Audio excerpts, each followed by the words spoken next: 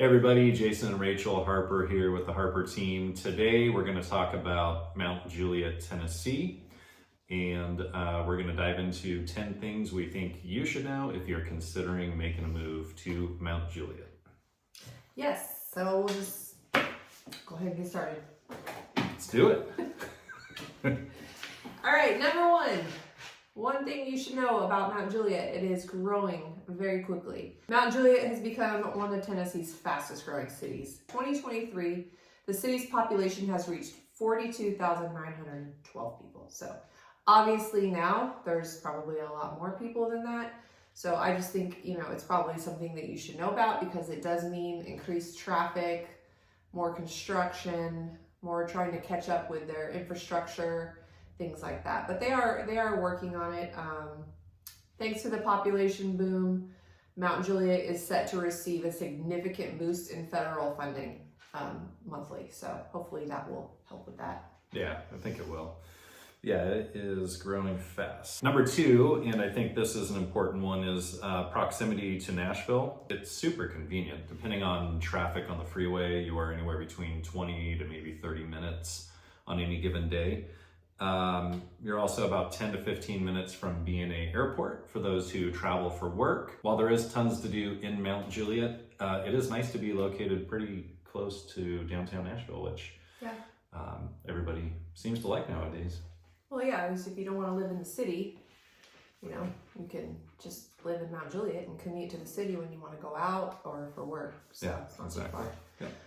Number three is outdoor recreation. Mount Juliet is really big on outdoor recreation. They're actually in the middle of two big lakes in Middle Tennessee, Old Hickory Lake and then Percy Priest Lake. So if you are one of those people that live like many of our clients in California and you just don't want to leave because of the beach, Mount Juliet might be a good option for you. I think if you can experience lake living, you might not be so sad to leave the beach. There's other things too. There's Long Hunter State Park, and then Charlie Daniels Park is a really big park in Mount Juliet. Even places you can find to go camping and stuff like that. Yeah, no, it's super cool. Number four, schools. Schools are always an important topic with clients. The schools. So you're in Wilson County, which is a very, very high scoring county in terms of schools. I think one thing that makes the area so attractive for a lot of families is you have fairly affordable housing with a really, really top tier school system. You can go to greatschools.org to look at the scores and get more details, but that is for us a huge question we always get from people considering making the move is, where can I, get into a great area with semi-affordable housing and a really, really good school system?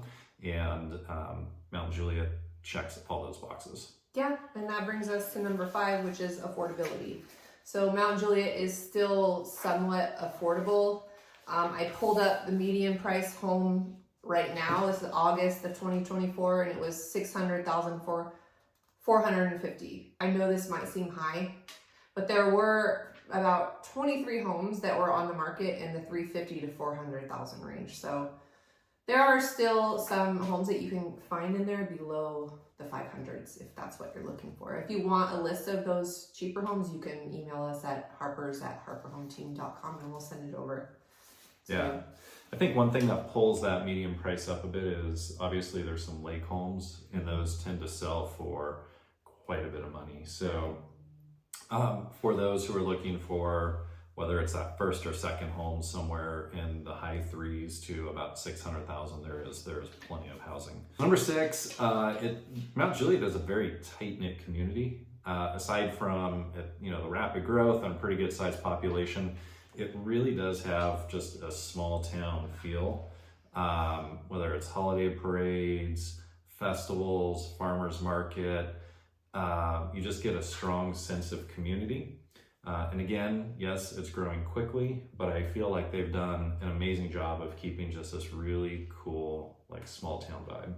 All right, and number seven, shopping and dining. So Providence Marketplace in Mount Juliet, I feel like has really put Mount Juliet on the map for a community that everybody wants to move to, because it's a small town, but you also don't have to leave the small town if you need to go to like a major store, whether it's groceries, retail, department stores. They have that right there in Mount Juliet and Providence. It's kind of the hub of Mount Juliet. Number 8 would be public transportation. Music City Star is a commuter train, basically serves Nashville metro area, makes stops at Mount Juliet Station, which is, so if you're north of the 40, you'll kind of get into like the older original area of Mount Juliet, versus if you're south of the 40, that's where some of the newer shopping is. But there's a really cool area right in the middle of the city on Division where basically the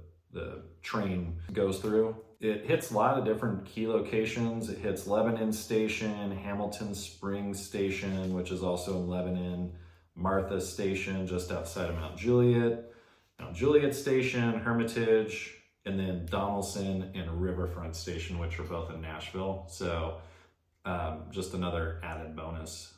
Number 9, maybe not such a good one, but we want to tell you everything you need to know, and that is the weather. So Mount Juliet has hot, humid summers and mild winters.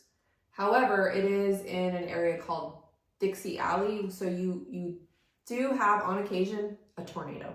Tornadoes most likely occur March through May and sometimes in November, but they really don't get them every year. So there's, I mean, I guess that is the plus. Yeah. But most homes are, you know, equipped with like storm shelters. Most homes and businesses, storm shelters, and they're kind of built structurally for that.